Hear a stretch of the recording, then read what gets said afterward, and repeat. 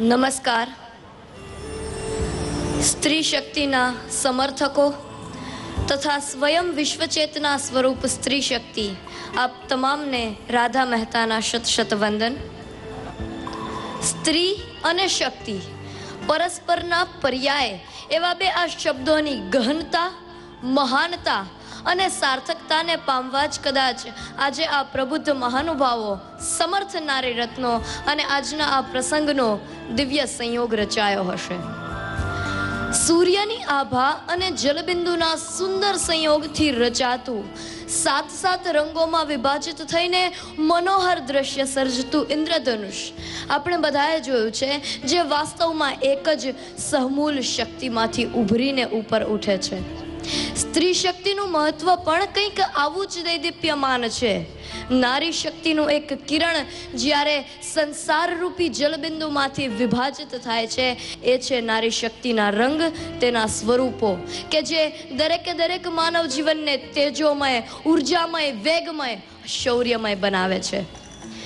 આપણે અનેક ઉત્સવો, અનેક તહેવારો, એના દરેક રંગને માણીએ છીએ, જે દરેકનું એક અદકેરું મહત્વ છે.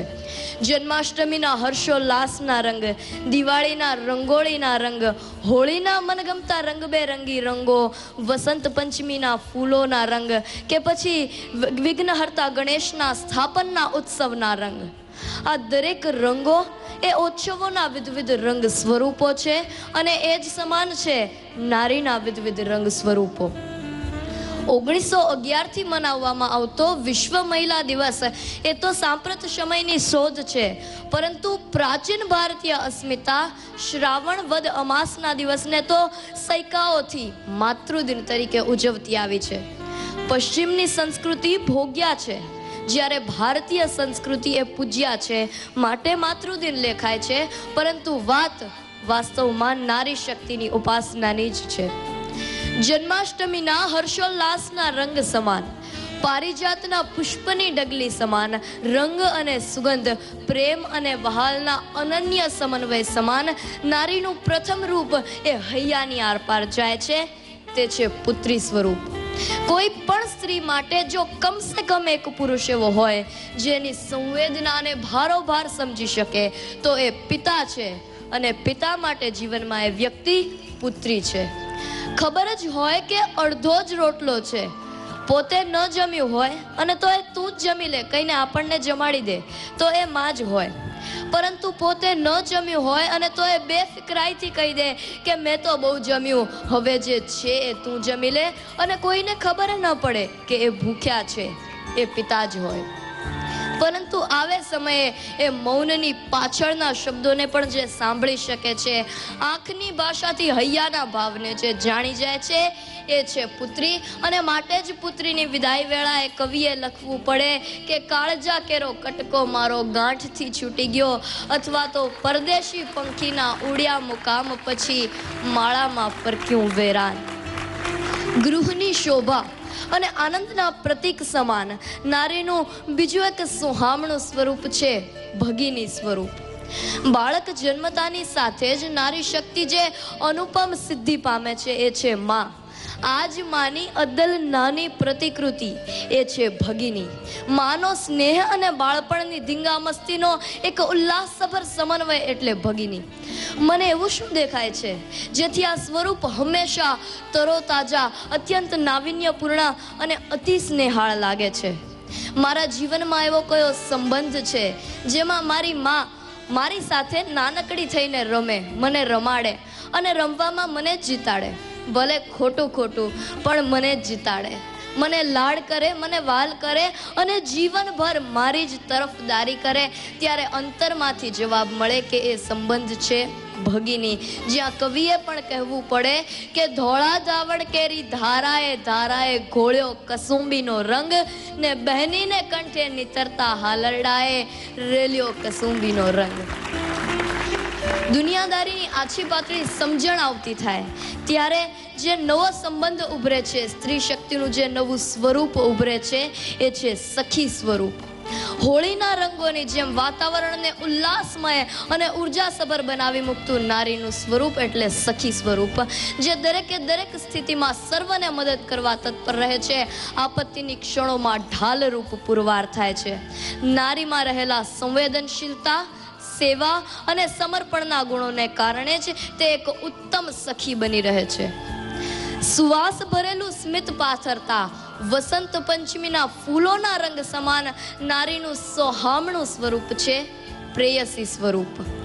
તરુણાવસ્થા પછીના જીવનના તબક્કા સ્ત્રી પુરુષના સંબંધો વિનાના અધૂરા છે, અને આ સંબંધોમાં સૌથી વધારે સમર્પિત સ્વરૂપ તે પ્રેયસી સ્વરૂપ, જ્યાં મન ખાલી કરીને હળવા થઈ શકાય છે. પ્રેયસી સ્વરૂપ વિના જ્યાં સ્વયં શ્રી કૃષ્ણ પણ પ્રેયસી રૂપ રાધાજી વિના અધૂરા છે, કે રાધા કે બિના શ્યામ આદા કહેતે રાધે શ્યામ, જન્મ જન્મ કે ભાગ જગા દે એક રાધા કા નામ. અને હવે પછીનું નારીનું સ્વરૂપ એવું છે જે અનેક સંબંધો સાચવે છે. ન ગૃહમ ગૃહ મિત્યાહુર ગૃહિણીમ ગૃહમ ઉચ્યતે. ગૃહિણી વિનાનું ઘર એ ગૃહ કહેવાતું નથી. તે માત્ર ગૃહિણી નથી, ઘરની સચિવ છે. ઘરના દરેકે દરેક સભ્યોની દિવસ દરમિયાન જીવનભર જે કાળજી રાખે છે, જે ઘરનો પ્રાણ છે, તે છે પત્ની સ્વરૂપ. પુરુષનું પૂરક અંગ એટલે પત્ની સ્વરૂપ. શાસ્ત્રમાં પણ પરસ્પરને અર્ધું અંગ જણાવાયા છે.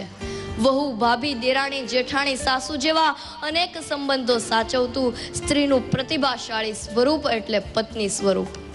અને આ તમામ ઉત્સવોની રંગ સૃષ્ટિમાં પારમિતા એટલે સ્ત્રીનું એક એવું સ્વરૂપ જેનું ઋણ ક્યારેય ચૂકવી શકાય એમ નથી. જાણે વિઘ્નહર્તા ગણેશજી પ્રથમ આરાધ્ય દેવ શ્રીજીના સ્થાપનના ઉત્સવના રંગો એ છે મા સ્વરૂપ. કહેવાય છે કે પિંડે સો બ્રહ્માંડે, જે સ્વમાં છે તે જ સમષ્ટિમાં છે, પણ આ પિંડને ચૈતન્યપૂર્ણ બનાવે છે કોણ? મા. જન્મદાત્રી એ વર્તમાનના તીરે ઉભેલી, ભવિષ્ય રચતી અને મનવંતરોને સાંકળતી સૃષ્ટિ વિકાસની સહાયક મહાદેવી છે. કે અસિદ્ધગીરીનું પાત્ર લઈને સમુદ્રની શાહી બનાવી, સર્વ વૃક્ષોની ડાળીઓની લેખની બનાવી, પૃથ્વીને પત્ર બનાવી, સ્વયં માં શારદા પણ જો સમસ્ત કાળ સુધી લખતી રહે તો પણ તારા ગુણોનો પાર આવે તેમ નથી. અને હે વિધાત્રી, જો લખતા લખતા ઈશ્વરના ગુણો પણ ખૂટી જાય તો એમાં માના ગુણો ઉમેરી લેજો, ઈશ્વરના ગુણો પૂરા થઈ જશે. અને આપણે તો એ ધરામાં જન્મ્યા છીએ જ્યાં માં ચંગાવતી હસતા હસતા પુત્ર ચેલૈયાનોએ માથું ખાંડી અને અતિથિને સત્કારવાનું પ્રણ પણ જાળવી રાખે છે. અને આહિર દેવાયત બોદરની પત્ની અને જાહલની જનેતા રાજ્યના રક્ષણ માટે પોતાના પુત્રનું હસતા હસતા બલિદાન આપે છે. ફૂલથી એ કોમળ અને વજ્રથી એ કઠોર જનેતા એ સૃષ્ટિ પરનું કદાચ સૌથી શ્રેષ્ઠ સર્જન છે. વિભિન્ન શક્તિ સ્વરૂપે ઉભરતી નારી વાસ્તવમાં એક જ શક્તિના વિભિન્ન સ્વરૂપો છે. તે દરેકની પાછળ એક જ ઉર્જા કામ કરે છે. અપાર સ્નેહ, પ્રેમ, કરુણા, લજ્જા, ખમીર, શીલ, આનાથી અભિરંજિત સ્ત્રી એ ઈશ્વરે પૃથ્વી પર કરેલું અદ્ભુત અદ્ભુત સર્જન છે, જે યશોદા સ્વરૂપે સ્વયં શ્રી કૃષ્ણને પણ સાંભેલા સાથે બાંધી શકે છે, અને શ્રી રાધાજી સ્વરૂપે કાન્હાને વિહવળ કરી શકે છે, તો જ્ઞાનની સર્વોત્તમ ગોષ્ઠી પણ કરી શકે છે. સીતા સ્વરૂપે અગ્નિ પરીક્ષા આપી શકે છે, તો અનસૂયા સ્વરૂપને ત્રિલોકના નાથને પણ નવજાત શિશુ બનાવી શકે છે. વર્ષો સુધી વાટ જોતી શબરી બની અને ભગવાનને એઠા બોર ખવડાવી શકે છે, તો મધર મેરી સ્વરૂપે આ ધરા પર ઈશ્વરના પૈગંબરનું અવતરણ કરાવી શકે છે. ગાર્ગી, મૈત્રેયી કે લોપામુદ્રા સ્વરૂપે જ્ઞાનની પારમિતા બની શકે છે.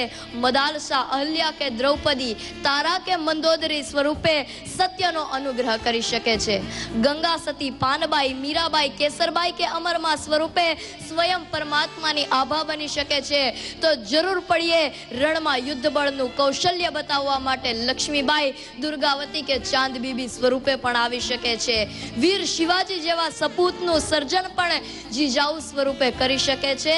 તો માં ભુવનેશ્વરી, વીરબાઈ માં કે દયા કુંવરબા સ્વરૂપે આ ધરા પર સ્વામી વિવેકાનંદજી, જલારામ બાપા કે સંત શ્રી નરસિંહ મહેતાનું અવતરણ કરાવી શકે છે.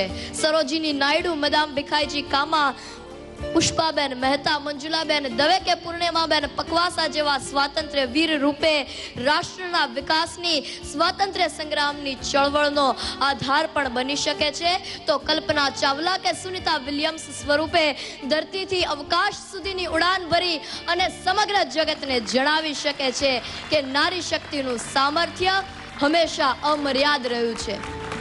શ્રીમદ ભગવત ગીતાજીના વિભૂતિ યોગમાં પણ સ્વયં પરમાત્માએ વિરાટ દર્શનમાં પોતાના ગુણોમાં નારીના ગુણો જણાવેલા છે. કીર્તિ શ્રી વાક્ય નારીણામ સ્મૃતિર મેધા ધૃતિ ક્ષમા. કીર્તિ, શ્રી, વાક, સ્મૃતિ, ધૃતિ, મેધા અને ક્ષમા એ 7 સર્વાધિક શક્તિશાળી પ્રણાલી એ સ્ત્રી શક્તિના અંગો છે. પહેલા શિક્ષિત, પછી સશક્ત, પછી સમર્થ અને પછી સર્વત્ર બની જતી પ્રણાલીની અધિષ્ઠાત્રી હે નારી જગત, ચાલો આજે સ્વયંને ફરી એકવાર ઉર્જાથી પુનઃ સંચરિત કરી લઈએ અને સ્મરી લઈએ કે નારી એ જ પરમ શક્તિ છે.